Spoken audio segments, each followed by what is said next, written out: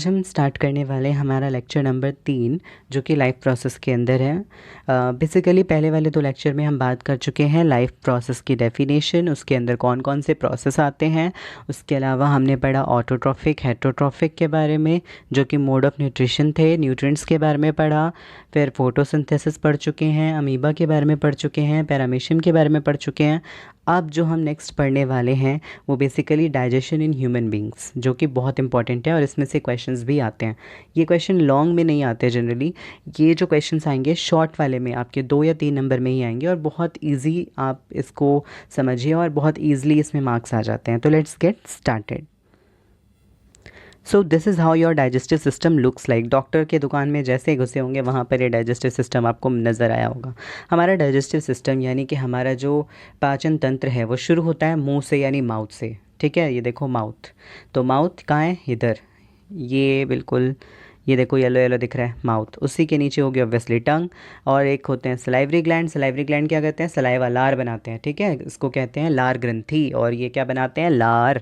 ठीक है, ये लार कैसे? जैसे भी गोलगप्पे का नाम सुनते हो या कोई भी चीज़ अच्छी सी फेवरेट खाने वाली सुनते हो तो फिर आपके मुंह में जो पानी आता है वो यही भाई साहब दे रहे होते हैं। ठीक है, उसके बाद पैरोटिड ग्लैंड, सबलिंगुअल, सब मैंडिबुलर, ये जो है ये हमारे कोर्स में नहीं है, 10th में नहीं है, लेकिन इन्हें 11th में पढ़ाया जाता है। ये 3 तरीके के सलाइवरी ग्लैंड होते हैं, इनके टाइप्स दे रखे हैं। ठीक है, ये जहाँ इनकी लोकेशन है उसके बेसिस पे डिवाइडेड, और ये हमारे कोर्स में नहीं है तो इन पे हम ध्यान नहीं देंगे। ईसोफेगस, जिसको ग्रास फूड पाइप कहते हैं या फिर हिंदी में खाद्य नली का या खाद्य नली भी कहते हैं। उसके बाद आता है हमारा स्टमक, जिसको आमाशय यानी पेट कहते हैं। ठीक है, तो माउथ से ये पाइप शुरू होती है और ये एनस तक जाती है, जिसको हम एलिमेंट्री कैनाल कहते हैं। वो पाइप जो माउथ से शुरू होकर हमारे एनस यानी जहाँ से वेस्ट निकलता है सुबह मॉर्निंग में वहाँ तक जाती है, उसको हम क्या कहते हैं?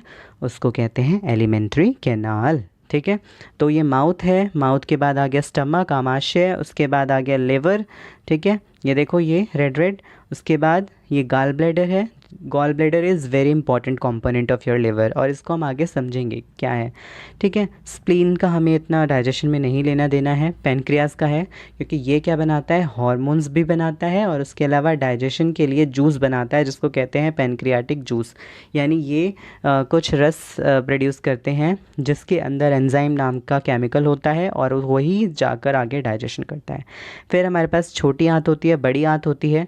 स्मॉल इंटेस्टाइन छोटी आंत, लार्ज इंटेस्टाइन बड़ी आंत। ठीक है, छोटी वाली आंत में हमारे पास अब्जॉर्प्शन का सारा काम होता है प्लस डाइजेशन का सारा काम होता है। सारी चीज़ें कंप्लीट तरीके से जो पचती हैं वो स्मॉल इंटेस्टाइन यानी आंतों के अंदर पचती हैं, पेट में नहीं पचती, स्टमक में नहीं पचती। कहाँ पचती हैं? इंटेस्टाइन यानी स्मॉल इंटेस्टाइन में पचती हैं। और लार्ज इंटेस्टाइन में क्या होता है? फिर लार्ज इंटेस्टाइन में जितना भी पानी हमारे फूड में होता है, ठीक है, वाटर जो होता है उसको आप अब्जॉर्ब करा लेते हैं, उसको आप अब्जॉर्ब कराने के बाद टाइट बनाते हैं, ताकि स्टूल जो सुबह सुबह आप वेस्ट निकालेंगे अपनी बॉडी से तभी वो देखते हो वो टाइट होता है, सेमी सॉलिड होता है। क्यों होता है? क्योंकि उसमें से सारा पानी निकाल लिया गया है। लेकिन जब लार्ज इंटेस्टाइन ये पानी नहीं निकालती तो आपको क्या लूज मोशन जैसे हो जाते हैं, वैसा फीकल मैटर यानी वैसा वेस्ट निकलता है आपके शरीर से। ठीक है, लूज मोशन में यही तो होता है, आते पानी नहीं अब्जॉर्ब नहीं कर रही तो वो गीला वेस्ट निकल रहा है जैसा कि वो था। ठीक है, तो और उसके बाद यहाँ देखो ये जो एंडिंग है इसको एनस कहते हैं, जो बिल्कुल एंड वाला होता है पोर्शन जहाँ से आपका वेस्ट निकलता है, उसके ऊपर रेक्टम होता है। ठीक है, ऐसे समझ लीजिए, ये है एनस, ये हिस्सा है रेक्टम, ये वो एरिया है जहाँ से आपका वेस्ट निकलता है सुबह मॉर्निंग में। तो ये एनस होता है, ये रेक्टम होता है। ठीक है, क्लियर हुआ? और ये हमारी बैक साइड होते हैं, ये आप सबको पता ही होगा, जनरल लैंग्वेज मैंने आपको बता दिया। अब इसके स्टेप को हम फ्लो चार्ट में समझते हैं, बहुत इजी है। ठीक है, इसको हम ऑर्गन बाय ऑर्गन समझेंगे कि माउथ में क्या हुआ, ईसोफेगस में क्या हुआ, स्टमक में क्या हुआ, इंटेस्टाइन में क्या हुआ। ये सारी चीज़ें माउथ, जितने भी ऑर्गन हैं माउथ और ईसोफेगस, इन सब के थ्रू हम समझेंगे कि कैसे क्या कौन सा प्रोसेस हो रहा है। पहला आता है माउथ, हमने खाना खाया, ठीक है, उसके बाद उसको चबाया। कैसे चबाते हो? मिक्सी ग्राइंडर थोड़ी ना है आपके मुंह में, आपके मुंह में क्या है? दांत हैं। ये दांत कट कट कट कट काट देते हैं, और काटने के बाद आपके फूड को छोटे छोटे पार्टिकल में तोड़ देते हैं। उसके बाद आपकी लार निकलती है, सलाइवा निकलता है। वो कौन बना रहा था? सलाइवरी ग्लैंड यानी लार ग्रंथि, और वो उसमें मिक्स होती है, तो इन शॉर्ट चटनी बन रही होती है। ठीक है, तो वो क्यों किया जा रहा है? वो इसलिए किया जा रहा है ताकि एक मिक्सचर तैयार हो जाए। ठीक है। टंग क्या करती है? टंग बिल्कुल जैसे मिक्सी ग्राइंडर में ब्लेड्स मिक्सिंग करती हैं, टंग सलाइवा यानी लार को खाने से मिक्स करती है जो खाना टूट चुका है अब। ठीक है, तो टीथ का काम क्या है? च्यूइंग एंड ग्राइंडिंग, खाने को तोड़ना और काटना। टंग का काम क्या है? फूड को सलाइवा में मिक्स करना, खाने को लार में मिक्स करना। उसके बाद सलाइवरी ग्लैंड का काम क्या है? सलाइवरी ग्लैंड का काम है कि खाने को गीला कर देना ताकि बहुत ईजिली वो अपनी इस फूड पाइप में, हमारे फूड पाइप से नीचे जा सके। दूसरी चीज़, सलाइवरी ग्लैंड जो सलाइवा बनाता है उस सलाइवा में बेसिकली आपका एक वो होता है एंजाइम, और ये एंजाइम क्या करता है? जो भी स्टार्च होता है ना आपके खाने में, उस स्टार्च को बदल देता है शुगर में, और उस एंजाइम का नाम आपको यहाँ नज़र आ रहा है, which is salivary amylase. Hindi में भी सलाइवरी अमाइलेज और इंग्लिश में भी सलाइवरी अमाइलेज। ठीक है, डन। तो क्या हुआ कि हमारे माउथ में खाने को तोड़ा गया, तोड़ने के बाद उसको सलाइवा लार में मिक्स किया गया। लार में मिक्स करने के दो कारण, खाना गीला गीला होकर आसानी से नीचे उतर जाए गले के। दूसरी चीज़, उसके अंदर एंजाइम था जो स्टार्च को वहीं पर जा जाता है। तो डाइजेशन जो है माउथ से शुरू हो गया है। देखो ध्यान से समझना, माउथ से शुरू हो गया। दो तरीके की चीज़ हुई, फिज़िकल एक केमिकल। फिज़िकल डाइजेशन में क्या हुआ? खाने को तोड़ा गया, दांतों ने उन्हें तोड़ा और उसके साथ लार में मिक्स किया गया। केमिकल में क्या हुआ कि ये जो एंजाइम केमिकल था ये आया और इसने स्टार्च को पचाकर शुगर में तोड़ दिया। ठीक है, किस में तोड़ दिया? शुगर में। ध्यान से याद रखना। तो केमिकल वाले में क्या हुआ? स्टार्च जो था उसको सलाइवरी अमाइलेज ने शुगर पे तोड़ दिया। और ध्यान से अगर समझना है तो ऐसे समझो, खाने को जैसे ही लार में मिक्स किया जाता है तो खाने में होता है स्टार्च, और इसी स्टार्च को जो लार है उसके अंदर क्या होता है? उसके अंदर होता है सलाइवरी अमाइलेज। ठीक है, बहुत ध्यान से कि लार के अंदर होता है सलाइवरी अमाइलेज, खाने के अंदर होता है स्टार्च। जैसे ही लार खाने के पास जाएगी, मिक्स होगी, तो उस स्टार्च पे सलाइवरी अमाइलेज जाकर कूद पड़ेगा और कहेगा ला मैं तुझे तोड़ दूँ शुगर में, और वो उसे तोड़ देता है शुगर में। ठीक है, तो बहुत ईजी है।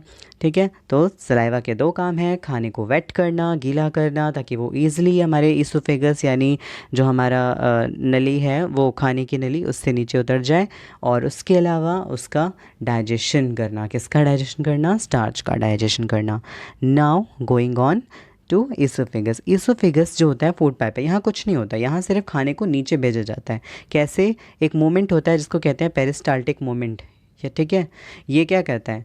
कॉन्ट्रैक्ट रिलैक्स, यानी एक बार फूड पाइप को दबाता है, एक बार रिलैक्स करता है। दबाता है, निगलना, अगर कभी आपने देखा हो कि आप जब किसी फूड को निगलते हो तो खाना ना ऐसे एकदम बहुत स्लोली से मतलब ऐसे जाता है कॉन्ट्रैक्ट रिलैक्स करके। तो इसी मूवमेंट जो कॉन्ट्रैक्शन और रिलैक्सेशन करके, पेरिस्टाल्टिक मोमेंट यानी कॉन्ट्रैक्शन यानी दबाव और रिलैक्स करके जो खाने को नीचे भेजा जाता है, उसी मूवमेंट को कहते हैं पेरिस्टाल्टिक। और एक आपको ये बात हमेशा याद रखनी है, हमारे माउथ से लेकर एनस तक पेरिस्टाल्टिक मूवमेंट होती है। माउथ से लेकर एनस तक क्या होती है? Peristaltic movement. क्यों? क्योंकि पूरी की पूरी जो एलिमेंट्री कैनाल होती है वो सब की पूरी एलिमेंट्री कैनाल क्या करती है? कॉन्ट्रैक्ट रिलैक्स यानी दबाव बनाती है, रिलैक्स हो जाती है, फिर दबाव बनाती है, रिलैक्स, ताकि फूड नीचे आराम से उतरता रहे। ठीक है, ठीक है, डन। अब बात करेंगे हम अपने स्टमक में आने के बाद। जैसे ही फूड हमारे स्टमक में आ जाता है तो क्या गड़बड़ होती है, तो क्या सीन क्रिएट होते हैं। जैसे ही हमारा फूड स्टमक में आता है, ठीक है, तो फूड जैसे स्टमक में आया तब वहाँ पर एक नया जूस उसके ऊपर, फूड के ऊपर गिरता है। देखो जब जब जहाँ जहाँ जब ये जाएगा तब तब इसके ऊपर कुछ ना कुछ गिरेगा फूड के ऊपर। ऊपर सलाइवा गिरा जिसने खाने को गीला कर दिया। अब यहाँ पर क्या गिरेगा? गैस्ट्रिक जूस यानी कि आमाशय रस। ठीक है, उसका जैसे ही वो गिरेगा, गिरने के बाद उस गैस्ट्रिक जूस में तीन चीज़ें होती हैं, पेप्सिन, HCl और ये म्यूकस उसके अंदर नहीं होता। म्यूकस तो पहले ही से आपकी इनर लाइनिंग पे लगा होता है, ऐसे समझ लो। थोड़ा अमाउंट में तो होता ही है। ऐसे समझ लो कि जो पेट है, पेट के अंदर अगर एसिड बनेगा तो पेट जल नहीं जाएगा या कोरोसिव नहीं हो जाएगा उसके लिए, या पेट को नुकसान नहीं पहुंचेगा। तो उस नुकसान से पहुंचाने के लिए हमारा जो पेट है यानी स्टमक है या आमाशय है, उसके अंदर क्या होता है? एक म्यूकस लगा होता है। म्यूकस यानी नोज़ी जैसा। ठीक है, तो आपका जो गैस्ट्रिक जूस है उसके अंदर पेप्सिन, HCl होता है, और उसके बाद HCl के एक्शन से बचाने के लिए वहाँ पर एक म्यूकस होता है। सिंपल भाषा में और इजी से करके समझाऊँ अगर मैं, तो ऐसा समझिए कि आपके पेट में म्यूकस होता है और आपके पेट में ही नहीं, इवन लोअर ऑर्गन्स में भी होता है ये, ठीक है। जैसे आपके जो लार्ज इंटेस्टाइन का पोर्शन है वहाँ भी होता है ये। तो म्यूकस क्या करता है, गीला गीला गिलगिला सा इन्वायरमेंट क्रिएट करके रखता है एक तो, और दूसरा क्या करता है कि जो जूस गिरते हैं पेट में या किसी भी ऑर्गन में, उनके एक्शन से ऑर्गन को बचा कर रखता है। अब मान लो HCl आपने पढ़ा था, HCl तो बहुत ज़्यादा खतरनाक एसिड होता है। वो एसिड अगर आपके पेट में गिरेगा तो आपके पेट को तो बहुत नुकसान पहुंचेगा। तो उस नुकसान से पेट को बचाने के लिए क्या होता है पेट के पास, म्यूकस। म्यूकस क्या करता है, पेट की सुरक्षा करता है। किससे करता है, HCl से, ठीक है। फिर दूसरी चीज़, HCl क्यों चाहिए, HCl इसलिए चाहिए ताकि जो खाना आया है अब उसके अंदर गलती से भी अगर कोई माइक्रो ऑर्गेनिज्म या कोई भी कीटाणु हैं वो कीटाणु मर जाएं। एसिड, वही जैसे टॉयलेट क्लीनर डालते हो ना आप अपने टॉयलेट में और वो ऐड में दिखाते हैं सारे कीटाणु मर रहे हैं, ऐसे कुछ, ठीक है। कि आपका जैसे ही फूड स्टमक में आया यहाँ पर एसिड गिर जाता है। एसिड दो काम करेगा, एक तो खाने को एसिड बना देगा, एसिडिक बना देगा, और दूसरा क्या करेगा, जो भी जीव जो भी हमारे पास नुकसान पहुँचाने वाले सूक्ष्म जीव यानी माइक्रो ऑर्गेनिज्म आए हैं उन्हें मार देगा, ठीक है। तो माइक्रो ऑर्गेनिज्म मर गए, अब फूड सेफ़ है नीचे भेजने के लिए, तो ऊपर इसलिए इसको मारा गया ताकि सेफली फूड नीचे जाए, ठीक है। अब उसके बाद आते हैं पेप्सिन की बारी। पेप्सिन जो है ना वो जब तक चालू नहीं होता, पेप्सिन एक ऐसा एंजाइम है जो प्रोटीन, P4 प्रोटीन और P4 पेप्सिन, पेप्सिन क्या करता है, प्रोटीन को तोड़ता है, ठीक है। बड़े वाले प्रोटीन के मॉलिक्यूल्स जो होते हैं या हमारा जो प्रोटीन होता है उसको पार्शियली डाइजेस्ट करता है, यानी प्रोटीन को तोड़ता है पेप्टोन्स में, ये आगे आप देखोगे, ठीक है। प्रोटीन को तोड़ता है, पूरी तरह नहीं तोड़ देता उसको, मतलब ऐसे समझ लो पार्शियली, आधा डाइजेशन करता है उसका, प्रोटीन का पूरा डाइजेशन नहीं करता, मोटा मोटा समझो। तो पेप्सिन जो है वो प्रोटीन को डाइजेशन करता है लेकिन कंप्लीट डाइजेशन ना करके इनकम्प्लीट डाइजेशन करता है, ठीक है। पूरा ना पचाकर आधा पचाता है। तो यहाँ पेप्सिन वाला चीज़ हमें क्लियर हो गया। पेप्सिन जैसे ही एक्ट करेगा वैसे ही आपका जो प्रोटीन है वो डाइजेशन उसका शुरू हो जाएगा। अब पेप्सिन की एक ये खासियत है, जब तक HCl नहीं गिरता ना पेट में तब तक पेप्सिन भी एक्टिवेट नहीं होता, चालू नहीं होता। HCl आता है उसको थप्पड़ लगाता है और पेप्सिन चालू हो जाता है। एक्चुअल में ऐसा कुछ नहीं होता। साइंटिफिक रीज़न में ये है कि जैसे ही HCl आता है वो मीडियम जितना भी पेट का इन्वायरमेंट है उसको एसिडिक कर देता है, यानी जितना, जैसे ये अम्ल, HCl एक अम्ल है हिंदी में अगर बोले तो, HCl जैसे ही आता है और आने के बाद वो क्या करता है, सारा का सारा वातावरण एसिडिक कर देता है, यानी अम्लीय मीडियम कर देता है, माध्यम। जो पूरा का पूरा खाना है वो अम्लीय हो जाएगा, यानी उसका पूरा का पूरा खाना जो है एसिडिक हो जाएगा, और एसिडिक कंडीशन में पेप्सिन चालू हो जाता है, एक्टिवेट हो जाता है, और एक्टिवेट होने के बाद प्रोटीन को पकड़ता है, कहाँ है प्रोटीन, और ला मैं तेरे को तोड़ूँ, फिर प्रोटीन को तोड़ता है, पूरा नहीं तोड़ता, आधा तोड़ता है, ठीक है। फिर आती है बात स्मॉल इंटेस्टाइन की, ये मोस्ट इंपॉर्टेंट है, बहुत ज़्यादा इंपॉर्टेंट। स्मॉल इंटेस्टाइन में हर चीज़ आकर पचती है, हर चीज़, ठीक है। दो काम है स्मॉल इंटेस्टाइन में, एक खाने को पचाना, दूसरा उसका अवशोषण यानी उसका अब्जॉर्प्शन करना। तो कार्बोहाइड्रेट ग्लूकोज में तोड़ दिए जाते हैं यहाँ पर, ठीक है। फैट को फैटी एसिड और ग्लिसरॉल में तोड़ दिया जाता है यहाँ पर। प्रोटीन को अमीनो एसिड में तोड़ दिया जाता है यहाँ पर, ठीक है। ऊपर जो ऊपर स्टार्च से शुगर बनी थी उस शुगर से ग्लूकोज बना दिया यहाँ पर आकर, और ऊपर जो प्रोटीन थोड़ा सा टूटा था उसको पूरा तोड़कर क्या बना दिया, अमीनो एसिड। और फैट जो है वो ऊपर नीचे कहीं डाइजेस्ट नहीं हुए, वो कहाँ डाइजेस्ट होंगे, वो कहाँ पचेंगे, स्मॉल इंटेस्टाइन में, ठीक है। तो यहाँ स्मॉल इंटेस्टाइन में 3 जगह से जूस गिरता है। एक गिरता है लिवर से जूस, जिसको कहते हैं बाइल जूस। लिवर से जो जूस यहाँ स्मॉल इंटेस्टाइन में गिरता है उसको क्या कहते हैं, bile juice, BILE, bile juice. और जो पेनक्रियाज से गिरता है उसको कहते हैं पेनक्रियाटिक जूस, ठीक है। ऐसे ही जो तुम्हारे कहाँ से गिरेगा, पेनक्रियाज को अग्नाशय कहते हैं, अग्नाशय से गिरेगा तो वहाँ अग्नाशय रस हो जाएगा, ठीक है। और दूसरा, इंटेस्टाइन खुद भी कुछ जूस रिलीज़ करती है जिसको सूकस इंटेरिकस कहते हैं साइंटिफिक भाषा में, ठीक है। तो इंटेस्टिनल जूस भी रिलीज़ होते हैं। अब यहाँ पर इन सब के कॉम्बिनेशन में कुछ एंजाइम्स होते हैं। ये एंजाइम क्या करते हैं, ये एंजाइम डाइजेशन करवाते हैं। एक और चीज़ है वेलाई में, एक और चीज़ स्मॉल इंटेस्टाइन में ना कुछ ऐसे स्ट्रक्चर होते हैं फिंगर लाइक, जिसमें खाना ऐसे जाएगा पहले, फिर ऐसे जाएगा, फिर ऐसे जाएगा। तो देख रहे हो, सीधी पाइप होती तो फट से चला जाता, टेढ़ी पाइप है तो टाइम लग रहा है। तो इससे क्या हुआ, सरफेस एरिया बढ़ गया, और खाने को पास होने में टाइम लग रहा है, तो इसी वजह से इसका अब्जॉर्प्शन, इसका अवशोषण आसान है। स्मॉल इंटेस्टाइन में क्या होता है, वेलाई नाम के स्ट्रक्चर होते हैं, और ये वेलाई क्या करते हैं, ये वेलाई सरफेस एरिया बढ़ा देते हैं स्मॉल इंटेस्टाइन का। छोटी आंत में वेलाई नाम की चीज़ होती है जो क्षेत्रफल बढ़ा देती है, एरिया बढ़ा देती है, जिससे खाना टाइम लेकर अंदर जाए और वहाँ से, ताकि ऐसे समझो स्ट्रेट जाएगा तो बहुत जल्दी पास हो जाएगा, टेढ़ा मेढ़ा ऐसे ऐसे जाएगा तो टाइम लगेगा, इससे ज़्यादा मौका मिलेगा फटाफट से अब्जॉर्ब कर लो खाने को, ठीक है। ऐसे जाता तो पता नहीं इतना अब्जॉर्प्शन होता या नहीं, लेकिन अगर टेढ़ा होकर जाएगा तो अब्जॉर्प्शन ज़्यादा होगा ना। तो ऐसा समझो स्मॉल इंटेस्टाइन में वेलाई नाम की एक चीज़ होती है जो कि फिंगर जैसी प्रोजेक्शंस होती हैं, जिसका काम होता है खाने को अब्जॉर्ब कराना। क्या काम होता है, दोबारा बोल रहा हूँ, खाने को अब्जॉर्ब कराना। उसके अलावा एरिया बढ़ा देती है स्मॉल इंटेस्टाइन का। क्या बढ़ा देती है, एरिया यानी क्षेत्रफल, खाने का अवशोषण और क्षेत्रफल बढ़ाना। किसका क्षेत्रफल बढ़ाना, छोटी आंत का। और क्या कराना, खाने का अब्जॉर्प्शन यानी अवशोषण। बहुत इजी है, ठीक है, क्लियर हो गया। अब बात आती है भैया स्मॉल इंटेस्टाइन में बताओ तो कौन कौन से एंजाइम है, कैसे कैसे डाइजेशन हो रहा है। तो लो भैया सुनो, तो यहाँ पर हमें समझ आएगा कि स्मॉल इंटेस्टाइन में कैसे कैसे डाइजेशन हो रहा है, ठीक है। 3 जगह से सिक्रीशन आती है, मैंने तुम्हें ये पहले बता दिया। कहाँ कहाँ से, लिवर, लिवर वाले को बाइल जूस कहते हैं। अब जो लिवर से आती है भाई भैया, वो करती क्या है, वो ये करती है, जो बड़े बड़े फ़ैट के मॉलिक्यूल होते हैं उनको छोटे छोटे फ़ैट के मॉलिक्यूल में तोड़ देती है।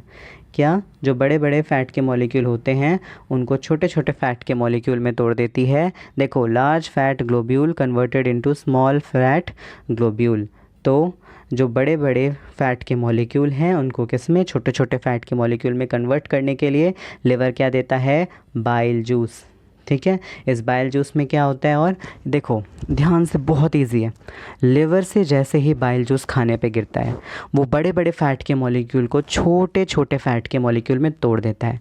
अब खाना स्टमक से आ रहा है इंटेस्टाइन में, एसिडिक है, उसको कन्वर्ट करने के लिए अल्कलाइन में यानी बेसिक बनाने के लिए उसके अंदर बाइकार्बोनेट नाम का केमिकल भी ऐड होता है। और वो कहाँ होता है, वो भी बाइल जूस में होता है। तो बाइल जूस में 2 चीज़ें हैं, बाइल जूस के अंदर बाइकार्बोनेट भी है, ठीक है, और बाइल जूस के अंदर बाइल सॉल्ट भी हैं, जो क्या करेंगे, जो कि बड़े फ़ैट के मॉलिक्यूल को छटाई कर कर छोटे छोटे मॉलिक्यूल में तोड़ देंगे।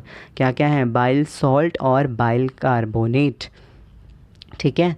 बाइल जूस में क्या क्या है, ये वाला bile salts and bicarbonate, done.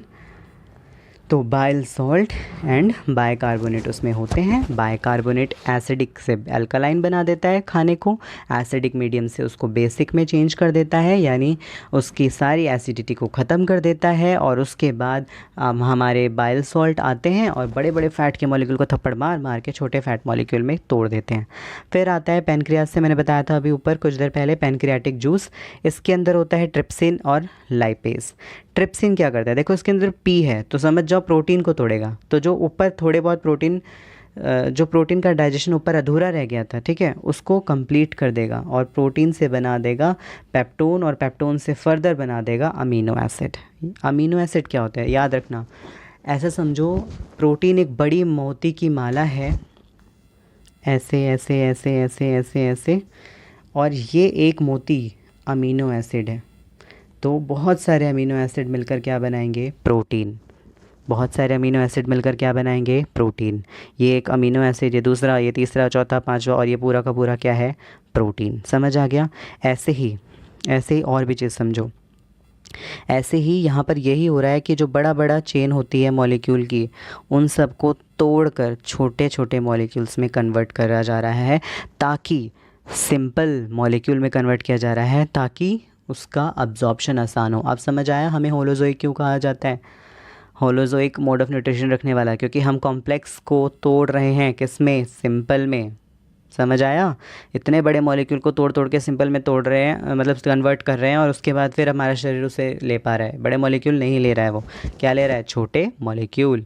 बहुत क्लियर हो गया होगा पहले से, ठीक है। तो अब यहाँ ध्यान से देखो, बचा क्या, फ़ैट हमारा ख़त्म हो गया, ठीक है। हमारा प्रोटीन भी ख़त्म, सॉरी फ़ैट नहीं, हमारा प्रोटीन पच गया, हमारी क्या पच के लार्ज फैट को छोटे फैट्स में कन्वर्ट कर दिया गया। अब आता है लाइपेस। ये लाइपेस क्या करता है, जो यहाँ बड़े बड़े, ऐसे समझो, ये जो बड़े बड़े से छोटे छोटे बने थे ना फैट मॉलिक्यूल, इनके ऊपर आता है अब लाइपेस, ये, ठीक है। और लाइपेस इनको तोड़ देता है किस में, फैटी एसिड और ग्लिसरॉल में, ठीक है, फैटी एसिड और ग्लिसरॉल में। एक और चीज़ जो यहाँ मेंशन नहीं है वो ये है कि ऊपर जो शुगर बनी थी उसको ग्लूकोज में एक और एंजाइम तोड़ता है जिसको कहते हैं पेनक्रियाटिक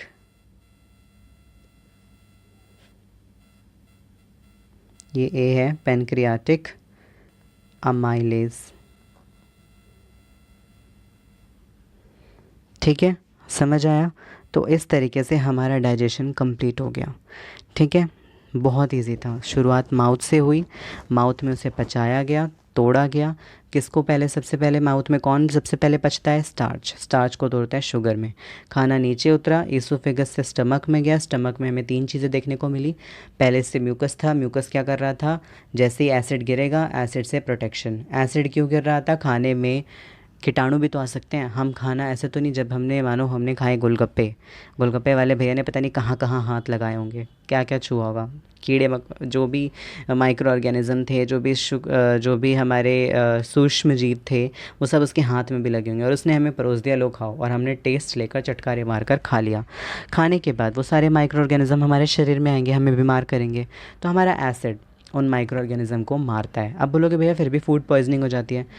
सारे माइक्रो ऑर्गेनिज़म नहीं किल हो सकते।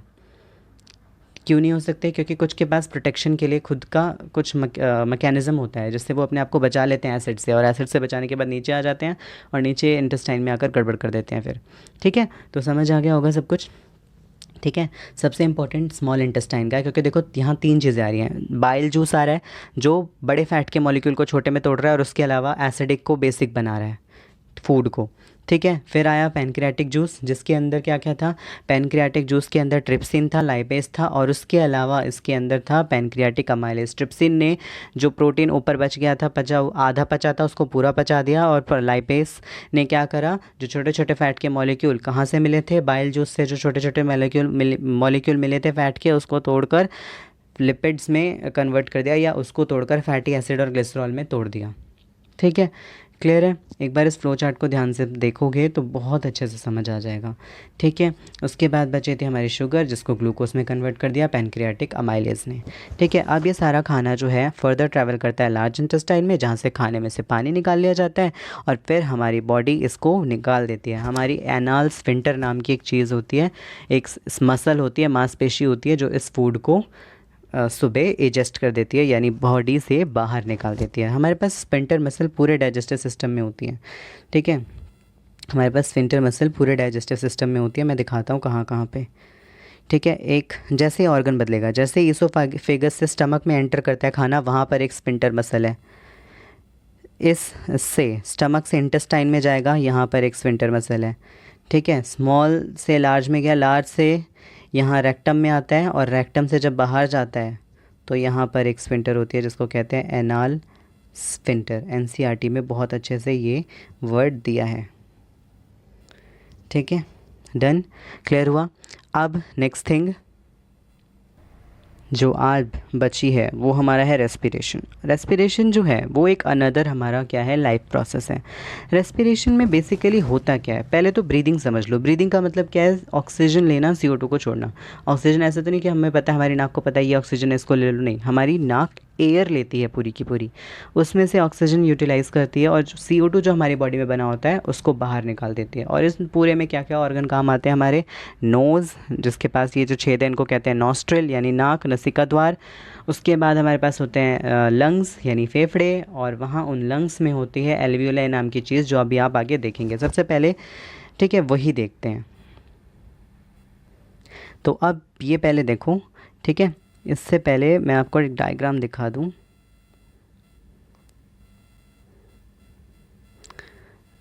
ये रहा फ्लो चार्ट।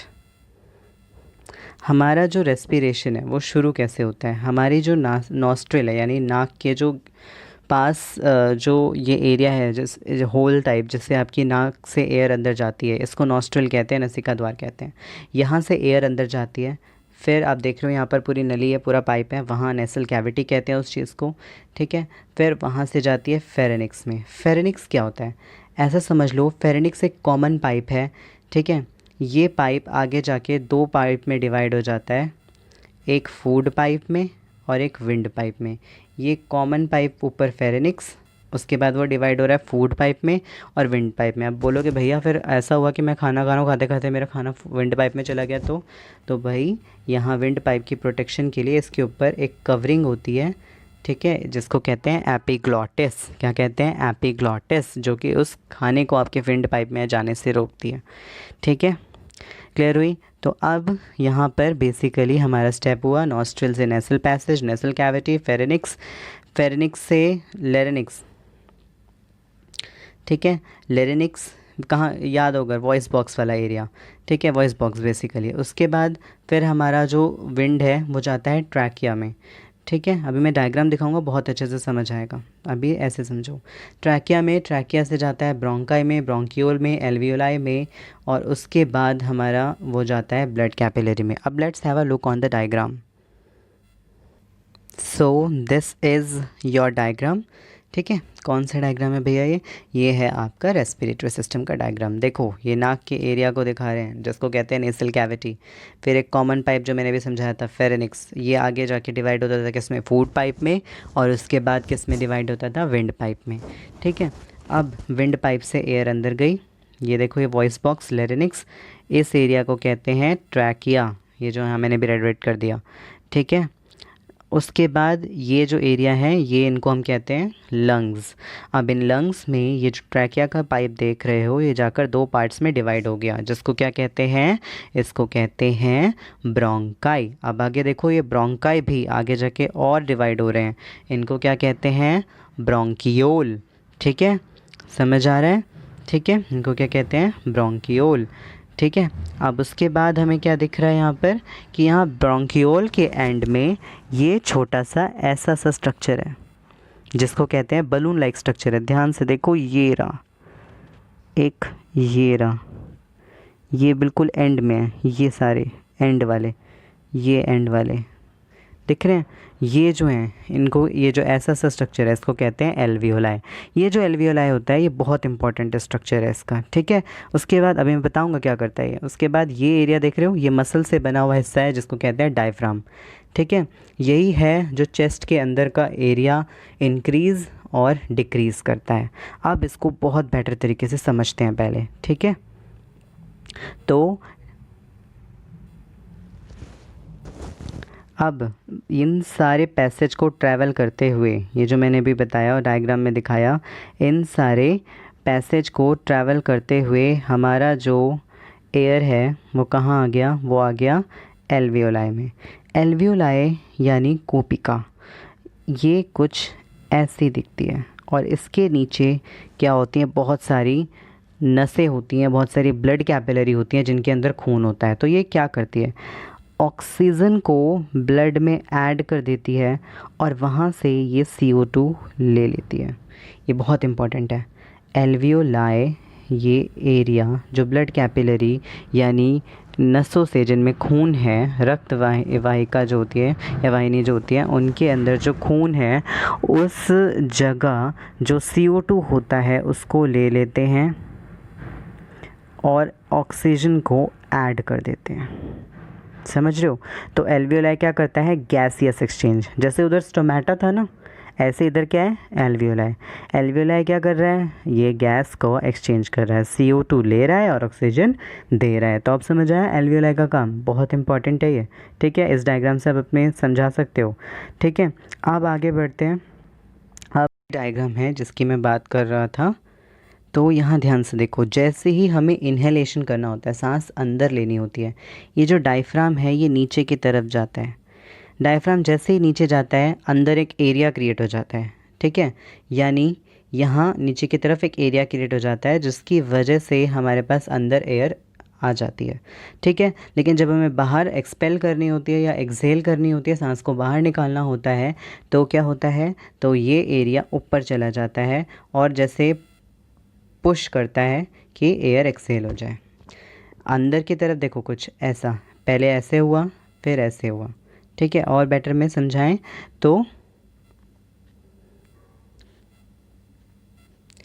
तो अब बात आती है रेस्पिरेशन की, ठीक है। तो रेस्पिरेशन की जो बात आती है वो ये आती है कि हमारे ब्लड ने क्या किया, बेसिकली ऐसा समझो कि हमारी ये ब्लड कैपिलरी है, ये सेल है, ठीक है। तो हमारे सेल ने क्या किया, सेल ने सबसे पहले जो खाना पचा था उसको लिया और फिर ब्लड में जब ऑक्सीजन ऐड हो गया उसको लिया, और उसको लेने के बाद हमारे खाने में से एनर्जी निकाली। उसी चीज़ को कहते हैं एरोबिक रेस्पिरेशन। अब रेस्पिरेशन के यहाँ पॉइंट देखो, पहला, ठीक है, गैसियस एक्सचेंज होता है जिसकी वजह से ऑक्सीजन ब्लड में आ जाती है, ठीक है। अब एक और चीज़ है यहाँ पर ब्रीदिंग और सेलुलर रेस्पिरेशन नाम की चीज़ दी है। ब्रीदिंग क्या होती है, गैसियस एक्सचेंज। जब CO2 और ऑक्सीजन का एक्सचेंज होता है उसको हम कहते हैं ब्रीदिंग। कैसे, जब हम ऑक्सीजन लेते हैं और CO2 छोड़ते हैं उसको क्या कहते हैं, ब्रीदिंग।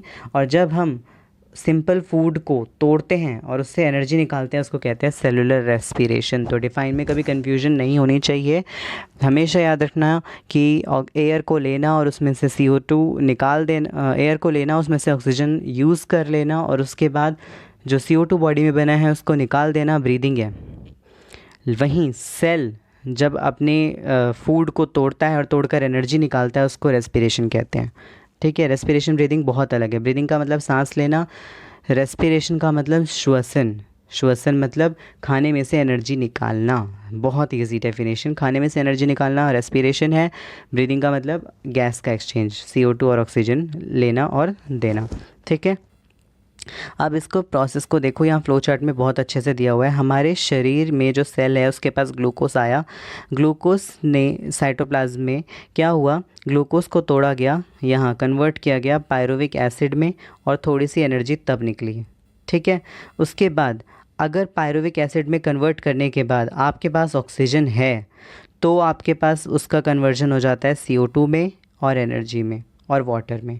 यानी सिंपल भाषा में अगर मैं समझाऊं, एरोबिक रेस्पिरेशन वो रेस्पिरेशन होता है, वायवीय श्वसन वो श्वसन होता है जिसके अंदर ऑक्सीजन का इस्तेमाल करके ऊर्जा निकाली जाती है। और एनारोबिक रेस्पिरेशन वो रेस्पिरेशन होता है जिसमें ऑक्सीजन के बिना एनर्जी निकाली जाती है। यानी अवायवीय श्वसन वो श्वसन होता है जिसमें ऑक्सीजन के बिना क्या निकाली जाती है, एनर्जी। ध्यान से समझना, ब्रीदिंग समझ आ गया था, गैसेस एक्सचेंज हो रहा था कि हम एयर ले रहे थे उसमें से CO2 निकाल दे रहे थे और ऑक्सीजन इस्तेमाल कर रहे थे। उसके बाद हम रेस्पिरेशन पे आए जिसका मतलब होता है भोजन में से एनर्जी निकालना।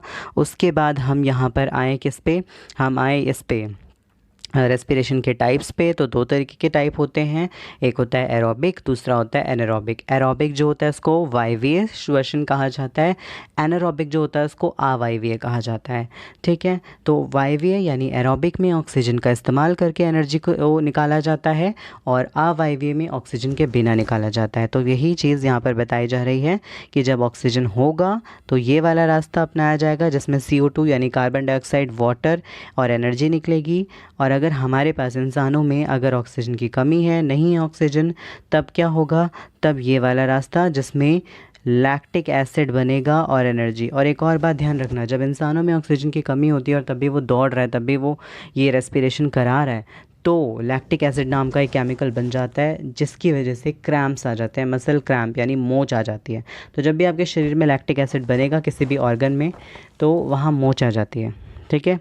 जैसे आप दौड़ रहे हो, ठीक, जस्ट इमेजिन आप दौड़ रहे हैं, दौड़ते वक्त ऑक्सीजन की रिक्वायरमेंट बहुत ज़्यादा होती है। अब हमारे हर सेल को ऑक्सीजन तो मिल नहीं पाता, ठीक है। जिनको नहीं मिल पाता वो लैक्टिक एसिड बना लेते हैं, ठीक है। लैक्टिक एसिड बनाने की वजह से दौड़ते वक्त आपको मोच आ जाती है।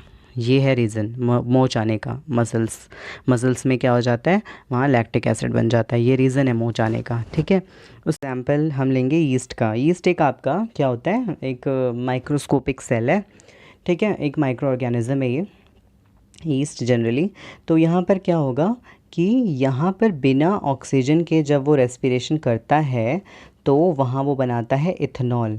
और बनाता है CO2 और एनर्जी। इथेनॉल एक तरीके का अल्कोहल होता है। क्या होता है? एक तरीके का अल्कोहल। तो रेस्पिरेशन जब भी आपसे पूछा जाए आप बताएंगे एरोबिक होता है, एनारोबिक होता है, और ये एक फ्लो चार्ट ड्रॉ करेंगे। ठीक है, any doubt in this write in the comment section और you can tell me later on. Now इनके डिफरेंस को देखो। यहाँ डिफरेंस में देखो कि एरोबिक जो है ऑक्सीजन के प्रेजेंस में हो रहा है, एनारोबिक बिना ऑक्सीजन के। एरोबिक माइटोकॉन्ड्रिया में होता है, एनारोबिक साइटोप्लाज्म में होता है। ठीक है, एरोबिक माइटोकॉन्ड्रिया में होगा हमेशा और एनारोबिक कहाँ होगा? साइटोप्लाज्म में। इसमें CO2 और H2O बनता है, इसमें अल्कोहल बन सकता है अगर यीस्ट है, और अगर इंसान है या कोई दूसरा जीव है तो लैक्टिक एसिड। ठीक है, उसके अलावा एरोबिक में सबसे ज़्यादा अमाउंट ऑफ एनर्जी निकलती है और एनारोबिक में कम एनर्जी। अब ये एनर्जी किस फॉर्म में निकलती है? सबसे ज़्यादा पूछा गया हुआ क्वेश्चन कि भैया ये एनर्जी जो है वो किस फॉर्म में निकलती है। तो बेसिकली एनर्जी जो है एक मॉलिक्यूल की फॉर्म में निकलती है जिसको कहते हैं ATP। ठीक है, अडीनोसाइन ट्राइफॉस्फेट। तो यहाँ जहाँ जहाँ एनर्जी दिख रहा है ना उधर उधर वहाँ पे ATP बन रहा है। ठीक है, एरोबिक में 32 से लेकर 38 तक के बन जाती हैं ATP, और एनारोबिक में 2 ATP बनती है। तो ये ज़्यादा नहीं है, इसमें ज़्यादा एनर्जी बन रही है और इसमें कम एनर्जी बन रही है। ठीक है, और रेस्पिरेशन के बाद ब्रीदिंग में वो डायग्राम अगर नहीं भी समझ आया है तो ये डायग्राम भी आप देख सकते हैं। इस डायग्राम में भी वही चीज़ बताई हुई है। देखो डायफ्राम जो है वो नीचे की तरफ जा रहा है, रिब केस ऊपर की तरफ जा रही हैं, जिससे यहाँ एरिया बढ़ रहा है और एयर अंदर आ रही है। ठीक है, यहाँ रिब केस जो है अब नीचे की तरफ आएंगी और डायफ्राम ऊपर। ऑपोजिट काम होगा, जैसे डायफ्राम नीचे रिब केज ऊपर। ठीक है, और अगर रिब केज नीचे तो डायफ्राम ऊपर। रिब केज जब भी ऊपर जाएंगी तो एरिया बढ़ेगा, रिब केज जब भी नीचे आएंगी तो एरिया घटेगा। तो रिब केज जब भी ऊपर जाएगी, डायफ्राम जब भी नीचे जाएगा, एरिया बढ़ेगा। रिब केज जब भी नीचे आएगी और डायफ्राम जब भी ऊपर जाएगा, एरिया घटेगा। और इस केस में होगा इन्हेलेशन और इस केस में होगा एक्सहेलेशन। ठीक है, अब नेक्स्ट अगर आप देख सकते हैं तो ये है exchange of gas between alveolus, blood and tissue. वही पहला पॉइंट कि ब्लड में एयर जाती है, जो ऑक्सीजन जाता है वो RBC के हीमोग्लोबिन से बाइंड करता है। RBC क्या होता है? रेड ब्लड सेल, लाल रक्त कोशिका, और उसके अंदर होता है हीमोग्लोबिन नाम का केमिकल। तो हीमोग्लोबिन से ऑक्सीजन जाकर जुड़ता है और फिर वो हमारे हर सेल के पास चला जाता है। सेल के पास जैसे ही ऑक्सीजन जाता है, सेल उस ऑक्सीजन को लेता है, उसके सेल के अंदर जो भी CO2 बना हुआ होता है वो उस जगह हीमोग्लोबिन पे डाल देता है। हीमोग्लोबिन लेकर आता है कहाँ पर? एल्वियोलाई के पास। यानी जो RBC है वो तैरते तैरते एल्वियोलाई के पास आते हैं, एल्वियोलाई उनसे CO2 ले लेता है और उनके पास वापस से ऑक्सीजन डाल देता है, और वहाँ पर वापस से ऑक्सीजन डालने के बाद वो फिर से वैसे ही प्रोसेस रिपीट करते हैं। ठीक है, टेरेस्ट्रियल ऑर्गेनिज्म और एक्वेटिक ऑर्गेनिज्म यानी ज़मीन पे रहने वाले और पानी में रहने वाले ऑर्गेनिज्म में रेस्पिरेटरी ऑर्गन का डिफरेंस होता है। उनके पास गिल्स होते हैं और हमारे पास क्या होता है? लंग्स होते हैं। ठीक है, उसके अलावा यहाँ पर एक और इम्पॉर्टेंट चीज़ है, प्लांट में रेस्पिरेशन कैसे होता है। प्लांट में जो रेस्पिरेशन होता है वो बेसिकली 3 चीज़ों से हो रहा होता है। ठीक है, एक तो रूट्स से होता है, रूट से थोड़ा गैसेस एक्सचेंज हो रहा होता है रेस्पिरेशन, यानी गैसेस एक्सचेंज वहाँ हो रहा होता है, गैसेस वहाँ से एंटर कर रही होती हैं। ठीक है, दूसरा स्टोमेटा हम पढ़ ही चुके हैं। फिर लेंटिकल, प्लांट में छोटे छोटे ऐसे पोर होते हैं, ये अगर आप ध्यान दें तो प्लांट के पास छोटे छोटे लेंटिकल नाम का एक स्ट्रक्चर होता है। ठीक है, मैं दिखाता हूँ अभी लेंटिकल कैसा दिखता है आपको। तो ये जो एरिया आप देख रहे हो ये लेंटिसल है, ये लेंटिकल। तो बेसिकली प्लांट में ये एरिया जो होता है, ये जिसको हम लेंटिसल कहते हैं, ये भी एयर एक्सचेंज यानी गैसेस एक्सचेंज में काम करता है। ठीक है, ये बहुत इंपॉर्टेंट है आपको देखना। तो लेंटिसल ऐसा दिखता है। ठीक है, तो never forget it, lenticel, roots and stomata, plant में इन 3 चीज़ों से होता है।